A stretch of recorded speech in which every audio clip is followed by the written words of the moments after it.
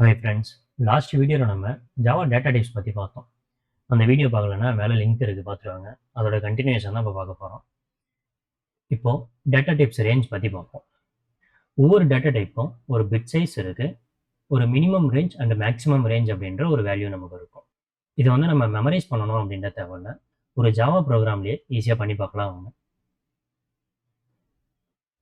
Method to find default bit size அப்படின்னா, bit size நம்ம கண்டுபிடிக்கிறதுக்கு பைட் டாட் சைஸ் அப்படின்றது, இதில் பைட் அப்படின்றது ரேப்பர் கிளாஸஸ்ன்னு சொல்லுவோம். இதை நம்ம பின்னாடி பார்ப்போம். ஸோ நம்ம டீட்டெயில்டாக உள்ளே போக தேவையில்ல. இப்போதைக்கு நீங்கள் என்ன ஞாபகம் வச்சுக்கிறீங்க அப்படின்னா, நம்ம டேட்டா டைப் பி மட்டும் நம்ம கேப்ஸில் போட்டுட்டு பைட் டாட்டு சைஸ் எல்லாமே கேப்ஸ் லெட்டரில் கொடுக்கணும். கொடுத்தீங்க அப்படின்னா இதோட பிட் சைஸ் நமக்கு பிரிண்ட் ஆகும். அதேமாதிரி ஷார்ட்டோட பிட் சைஸ் நமக்கு தெரியணும் அப்படின்னா S caps short dot size எல்லாமே கேப்ஸில் கொடுத்தீங்க அப்படின்னா ஷார்ட்டோட சைஸ் வரும். அதே மாதிரி integer dot size, long dot size, float dot size, double dot size. So இதெல்லாம் நீங்கள் ப்ராக்டிஸ் பண்ணி பாருங்கள். நான் ஒன்று மட்டும் ப்ராக்டிஸ் பண்ணி காட்டுறேன். ஒரு new notepad file open பண்ணிக்கோங்க. இதில் public class data type range அப்படின்றத கொடுத்துக்கிறேன். சும்மா ஒரு நியூ ப்ரோக்ராம் ஓப்பன் பண்ணி இதில் ப்ராக்டிஸ் பண்ணிப்போம். Public static void main string arguments அப்படின்றத கொடுத்துட்றேன். ஓகே, நான் இப்போ என்ன சொன்னேன், பைட்டோட சைஸ் நமக்கு பிரிண்ட் ஆகணும் அப்படின்னா system dot out dot println byte B மட்டும் கேப்ஸில் வச்சுட்டு பைட்டு டாட்டு சைஸ் எல்லாமே நீங்கள் கேப்ஸ் லெட்டரில் கொடுக்கணும். ஓகே, நான் இப்போ அதை சேவ் பண்ணிடுறேன்.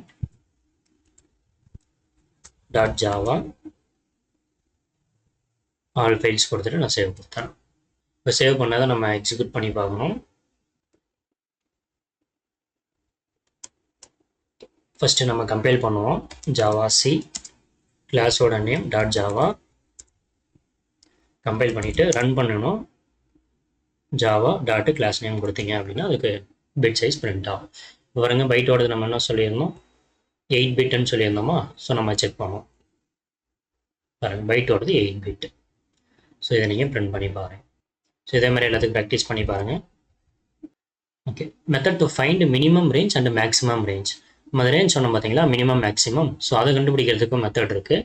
பைட் அதே மாதிரியே பைட் பி மட்டும் caps dot max underscore value by dot min underscore value அப்படின்னு கொடுத்தீங்க அப்படின்னா அதோடது நமக்கு தெரியும். ஸோ இதையும் நான் பிரிண்ட் பண்ணி காமிக்கிறேன். இப்போ system dot out dot println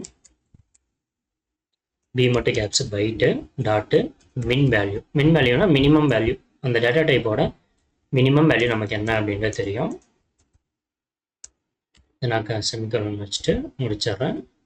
same அதே மாதிரியே இங்கே மேக்ஸ் வேல்யூ MAX கொடுத்துட்டு மேக்ஸ் வேல்யூ நம்ம கொடுத்துட்றோம். இப்போ நான் இதை சேவ் பண்ணி பார்க்குறேன்.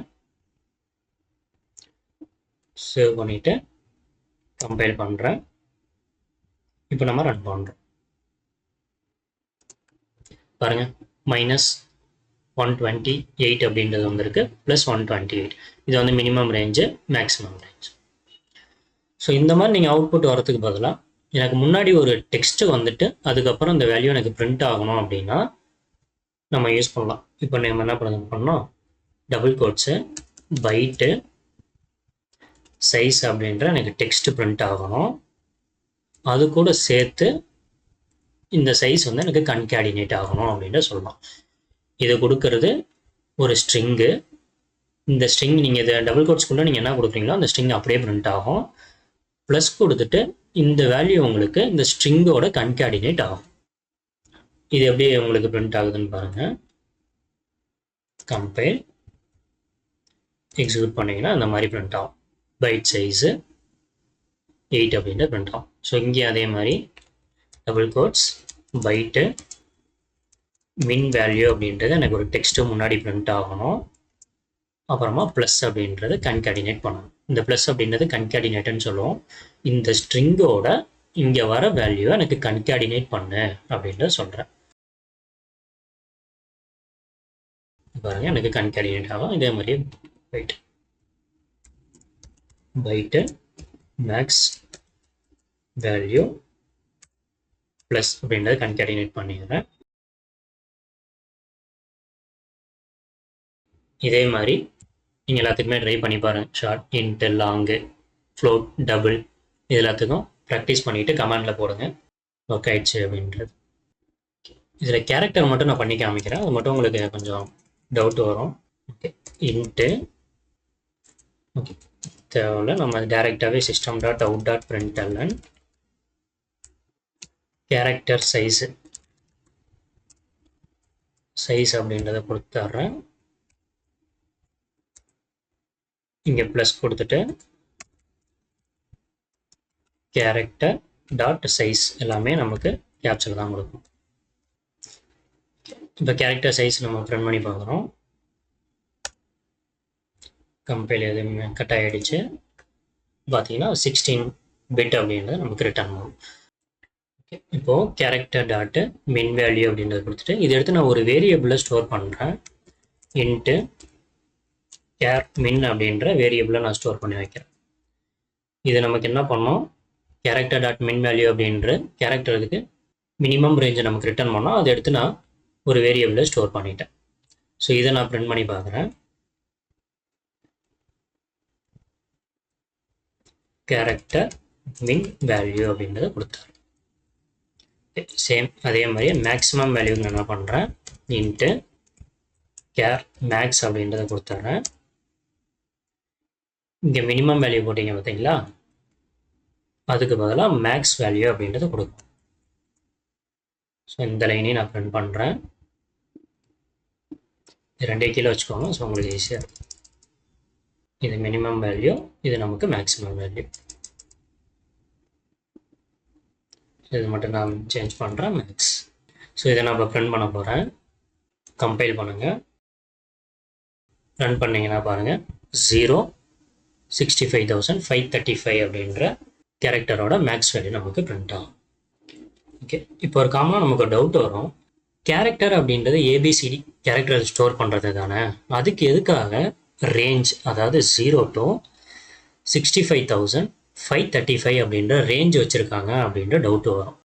இங்கே கேரக்டர் அப்படின்றது, அதாவது ஃபார் எக்ஸாம்பிள் நான் சொல்லணும் அப்படின்னா, நீங்கள் கேர் சிஹெச் ஈக்குவல் ஏ அப்படின்னு கொடுத்துறீங்க அப்படின்னா, இது ஜாவா மெமரியில் போயிட்டு ஏ அப்படின்றது அப்படியே நமக்கு ஸ்டோர் ஆகாது. இதுக்கு வந்து ஒரு யூனிகோடு அப்படின்ற கான்செப்ட் இருக்குது. ஸோ அதுக்குள்ளே நம்ம ரொம்ப டெப்த்தாக போக தேவையில்ல. ஒவ்வொரு கேரக்டருக்கும் ஒரு யூனிகோட், அதாவது காமனாக யூனிக்காக ஒரு கோட் நம்ம வைக்கணும்னு சொல்லிட்டு இது ஸ்டாண்டர்டைஸ் பண்ணி வச்சுருப்பாங்க. ஏ அப்படின்றதுக்கான யூனிகோடு பார்த்தீங்க அப்படின்னா 65 அப்படின்னு சொல்லுவோம். ஸோ எக்ஸாம்பிளுக்கு மட்டும் பார்த்து வச்சுக்கோங்க. ஏ அப்படின்ற கேரக்டருக்கு யூனிகோடு வந்து 65. இந்த 65 தான் உங்களுக்கு மெமரியில் ஸ்டோர் ஆகும். ஸோ அதனால தான் நமக்கு அந்த ரேஞ்ச் இருக்குது. அதே மாதிரி 0லேருந்து 65,535 வரைக்கும் ஒவ்வொரு நம்பர்லேயும் ஒரு கேரக்டர் இருக்கும். அதாவது எல்லா லாங்குவேஜ்லேயும் நம்ம கேரக்டர்ஸ் இருக்குது பார்த்தீங்களா. ஏ அப்படின்றது 65. அதே மாதிரி அந்த ரூபி சிம்பிள், உங்களுக்கு கீபோர்டில் இருக்க இந்த எக்ஸலமேட்டரி சிம்பிள், பிராக்கெட் சிம்பிள், இது எல்லாத்துமே சேர்த்து ஒவ்வொரு கேரக்டருக்குள்ளே யூனிக்கோடாக நமக்கு சேவ் பண்ணி வச்சுருப்பாங்க. அதனால தான் இந்த நம்பர்ஸ் வந்து நமக்கு இருக்குது. இது எக்ஸாம்பிள் நீங்கள் பண்ணணும் அப்படின்னா நீங்கள் முன்ன தடவை செக் பண்ணி பார்க்கலாம். கேரு சி ஈக்குவல் இந்த 65 அப்படின்ற நம்பரை கூட நீங்கள் ஸ்டோர் பண்ணிவிட்டு சிஸ்டம் டாட் அவுட் டாட் பிரிண்டெல்என் அப்படின்றத கொடுத்துட்டு இந்த சி அப்படின்றத பிரிண்ட் பண்ணி பாருங்கள். உங்களுக்கு ஏ அப்படின்றது வரும். நீங்கள் கேரக்டரில் டைரெக்டாக கேரக்டரையும் நீங்கள் சேவ் பண்ணலாம், இல்லைனா இந்த மாதிரி யூனிகோடையும் நீங்கள் கொடுத்தீங்க அப்படின்னா அதோட ரெஸ்பெக்டிவ் கேரக்டர்ஸ் உங்களுக்கு பிரிண்ட் ஆகும். இங்கே தான் மிஸ்டேக் பண்ணியிருக்கேன், பிரிண்டெல்எனுக்கு ஸ்பெல்லிங் மிஸ்டேக் எழுதிட்டேன். ஸோ இப்போ கம்பைல் பண்ணுறேன். இப்போ ரன் பண்ணிங்க பார்த்தீங்கன்னா பாருங்கள் ஏ அப்படின்றது பிரிண்ட் ஆகும். இந்த மாதிரி இந்த யூனிக் கோடை வந்து நீங்கள் சேஞ்ச் பண்ணி பாருங்கள். இப்போ எக்ஸாம்பிளுக்கு நான் இப்போ 97 அப்படின்றத கொடுக்குறேன். இந்த 97ல் என்ன இருக்குது பாருங்கள், ஸ்மால் லெட்டர் ஏவை ஸ்டோர் பண்ணி வச்சுருக்காங்க. அதாவது யூனிக் கோடு ஸ்மால் லெட்டர் ஏக்கு வந்து 97 அப்படின்ற வேலையை வச்சுருக்காங்க. ஸோ இந்த மாதிரி நிறைய கொடுத்து நீங்கள் செக் பண்ணி பாருங்கள். லாஸ்ட் வந்துட்டோம், choosing the right data type. அதாவது கரெக்டான டேட்டா டைப் நீங்கள் யூஸ் பண்ணீங்க அப்படின்றது தான் மெமரி வந்து நமக்கு சேவ் ஆகும், பர்ஃபார்மன்ஸ் வந்து கரெக்டாக இருக்கும். இப்போ ஹோல் நம்பர்ஸ் அப்படின்னாலே நீங்கள் டிஃபால்ட்டாக மேக்ஸிமம் மோஸ்ட்டாக நம்ம என்ன யூஸ் பண்ணுவோம் அப்படின்னா இன்ட் அப்படின்ட்டு தான் யூஸ் பண்ணுவோம். அதே மாதிரி லார்ஜ் நம்பர்ஸ், ஒரு ஃபோன் நம்பர் நீங்கள் சேவ் பண்ணுறீங்க, அது ஆதார் நம்பர் இதெல்லாம் சேவ் பண்ணுறீங்க அப்படின்னா லாங் அப்படின்றத யூஸ் பண்ணுவோம். டெசிமல் வேல்யூஸ் மோஸ்ட்டாகவே நம்ம அந்த அமௌண்ட் இதுக்கெல்லாம் டபுள் தான் யூஸ் பண்ணுவோம். சிங்கிள் கேரக்டருக்கு கேர் அப்படின்றத யூஸ் பண்ணுவோம். ட்ரூ ஆர் ஃபால்ஸ் அப்படின்றதுக்கு பூலியன். டெக்ஸ்ட் நீங்கள் யூஸ் பண்ணணும் அப்படின்னா ஸ்ட்ரிங் நம்ம யூஸ் பண்ணிக்கலாம். இப்போது ஜாவா டேட்டா டைப்ஸ் உங்களுக்கு புரிஞ்சிருக்குன்னு நம்புகிறேன். நெக்ஸ்ட் வீடியோவில் நம்ம டைப் காஸ்டிங்னா என்ன அப்படின்றத பார்ப்போம். வீடியோ யூஸ்ஃபுல்லாக இருந்துச்சு அப்படின்னா லைக் பண்ணுங்கள். ஜாவா கற்றுட்டு இருக்க உங்கள் ஃப்ரெண்ட்ஸுக்கு வீடியோ ஷேர் பண்ணுங்கள். சேனலை சப்ஸ்கிரைப் பண்ணிக்கோங்க. தேங்க்ஸ் ஃபார் வாட்சிங். Bye bye.